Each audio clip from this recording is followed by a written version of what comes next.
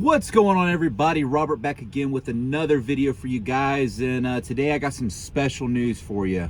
I do, man. Your boy finally did it. I finally got on that OnlyFans, boy. $29.99 a month. Links down in the description.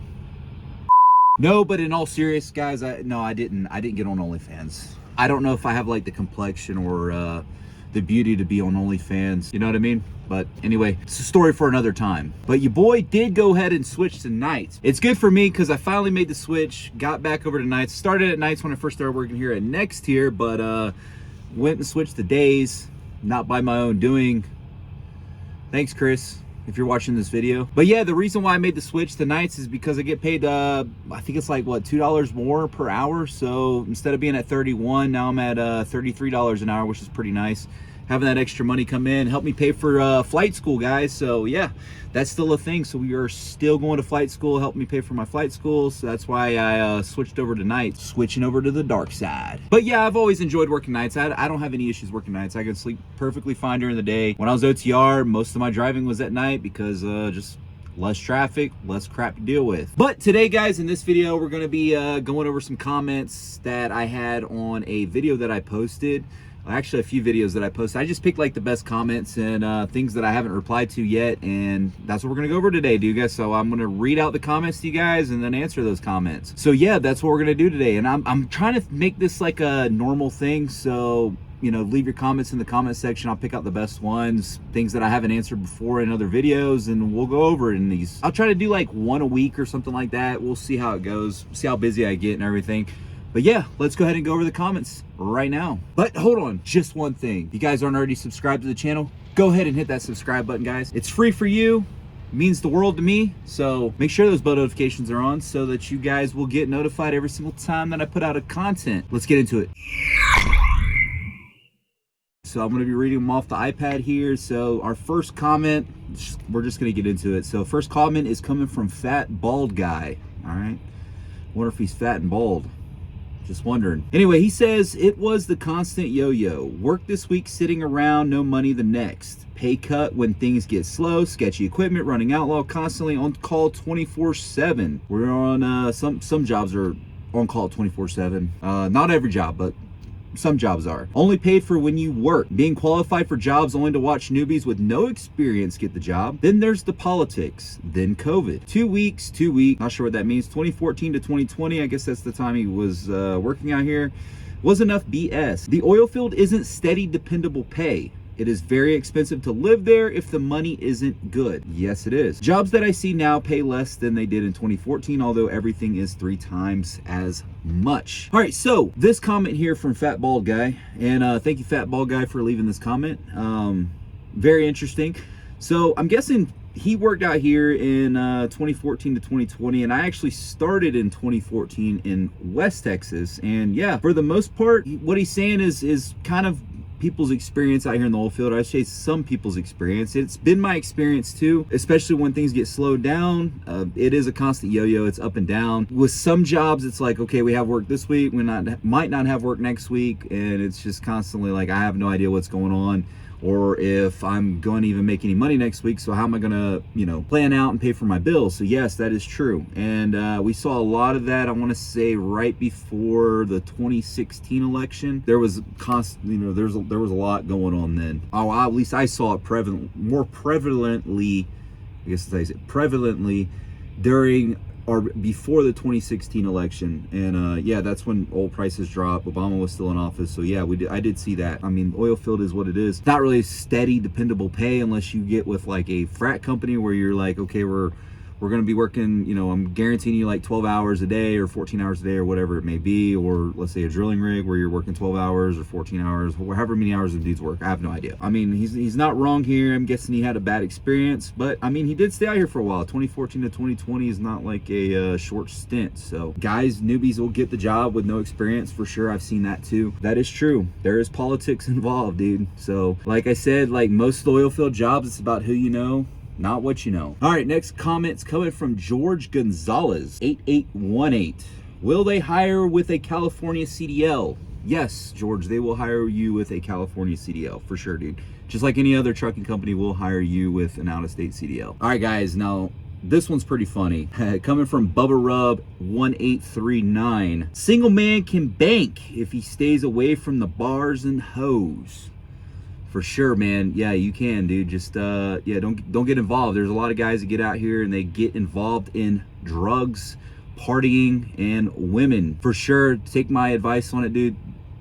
It'll make you broke. All right, guys, next comment is coming from the Driller 100. All right, this one got like a lot of comments on it. Well, I should say, well, not a lot, but quite a few. So this guy says 20 years working in the patch: Wyoming, Alaska, Jordan, Kuwait, Australia, South Korea, Gulf of America. Okay.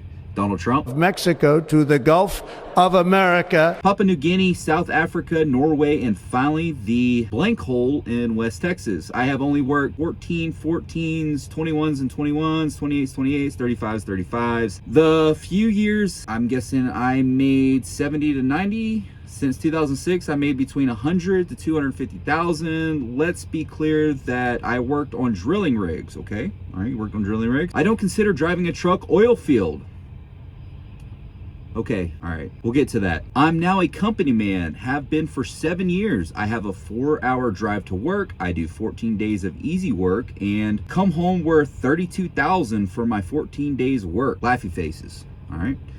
I have never missed a paycheck ever since I did my first hitch. Good workers will always have a job. All right, so I do agree with you. Good workers will always have a job. When it comes to laying off, if you're a good worker and you like to work and do your job and don't ask too many questions, for sure, dude, you'll keep a job. Let's get back to the controversy here. I don't consider driving a truck oil field. All right, we could talk about that for sure, dude. All right, everything in the oil field pretty much requires a truck or a semi-truck to either haul it in or haul it out. That's frac equipment, that's drilling rigs, that is cement jobs, that's freaking everything, dude. Construction, whatever. Even production, like, you have to have trucks, dude. If you work in a production battery, you need water hauled out, or you need some mud hauled in since you're a driller and stuff. Yeah, if you need oil-based mud hauled in or water-based mud or something, yeah, dude, a truck's gonna be bringing it out there. When you do a cement job, dude, and you got all those vacuum truck drivers out there cleaning all your cement out of your tanks, that's not oil field? Okay, dude. How about we take all of the truck drivers out of the oil field and let's see how much work you get done. All right, now he says also he's made 100 to 250,000.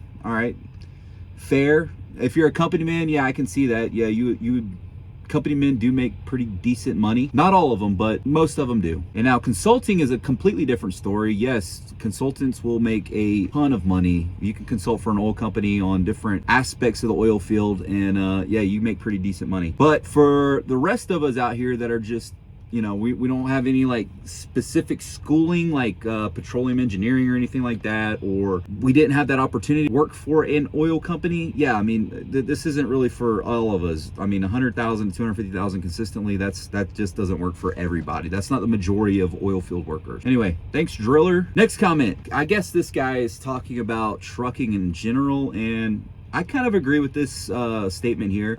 Here coming from, I guess it's say Mick Clay. All right, it says the truth needs to be told about 100,000 trucking jobs. I don't know why, but people come on social media and say it's easy to get a CDL and make $100,000. When the truth is, any W-2 trucker making 100,000 has no life. That's okay if it's a means to an end with a goal in mind. It's not sustainable. Long term, nobody making good money in trucking is working a 40-hour week. All right, McClay, I don't know anybody out there that's working 40 hours a week, dude, making $100,000. Most of the time, if you're making $100,000, you're working more than 40 hours a week, for sure, dude. That's with like any career. Even lawyers and doctors and stuff, dude, like they're working a lot of hours. I don't think people understand that. Like, even though you go to school, let's say you're for engineering or doctors, lawyers, whatever, dude, like, most people work over 40 hours a week. Truck driving, it's easy to get a CDL for sure, dude. It's not hard. Like, you could go to any trucking school and have a CDL in like 5 weeks. It's not like the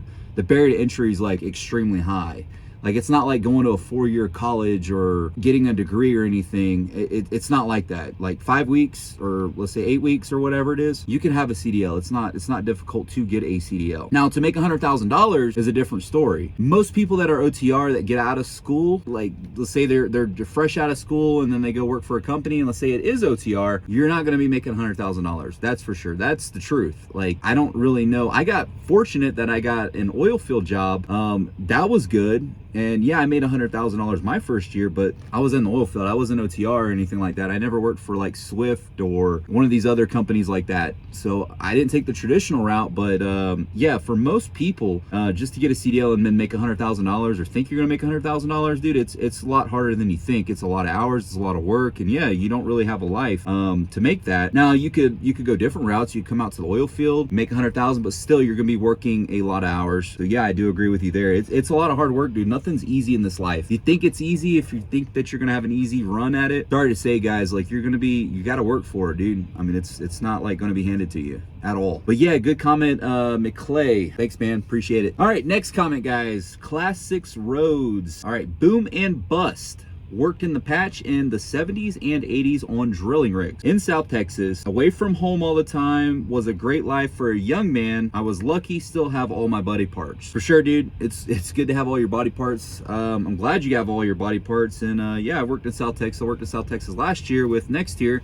And the difference between South Texas and West Texas is like down south, dude, like everything's pretty far away. Everything's pretty spread out. The oil fields are spread out all over the place. I mean, you do have like ranches and stuff where you have, you know, things close by on that single ranch, but I know for us, dude, it was a lot of driving. So yeah, man, that's awesome. All right, next one, next comment's coming from Daryl Jackson 6823. Says, I have a CDL with tankers and hazmat. I also have 2 years of frac experience, but 0 driving experience. Could I drive out there? For sure, dude. Absolutely, you could drive out here. You could probably get a job here at Next Tier or one of the CNG, or they're hurting for drivers right now. So yeah, dude, absolutely. That's, like I said before, that's really the 2 endorsements that, you know, I've had out here that's been great, dude. Tankers and hazmat, dude. You can't really go wrong if you have those. You got frac experience, you got oil field experience. I would say pretty much anybody would hire you, whether or not you have driving experience or not. I'm sure you drove in frac. I'm sure you could back up and stuff like that.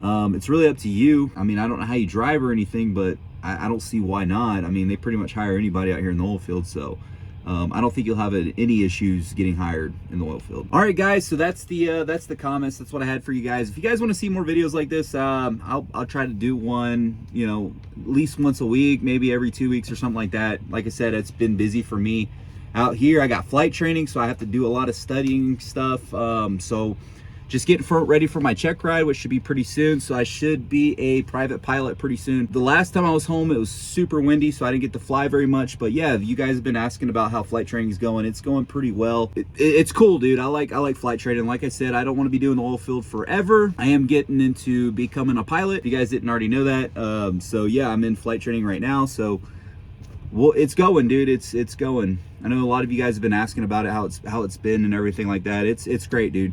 I'll do a video about it. Definitely challenging if you've never done it before. If you don't know anything about aviation, I know a little bit, but not too much. But yeah, I can make a video about, you know, what's the best part about flight training, what's been, you know, challenging for me. But yeah, that's the video, guys. I enjoy your comments, reading your comments. Thank you guys for that. Like I said, there's more comments, but I didn't get a chance to go to all of them. It's just a lot, guys. It's hard for me to keep up with sometimes. If you guys aren't already subscribed to the channel, turn on those bell notifications so that you guys will get notified every single time that I put out content. And until next time, I'm getting back to work, and y'all keep it between the ditches. Dude, that guy really said that oil field truck drivers are not oil field workers. My goodness, dude. I think I'm gonna go drown myself in a toilet now. Later.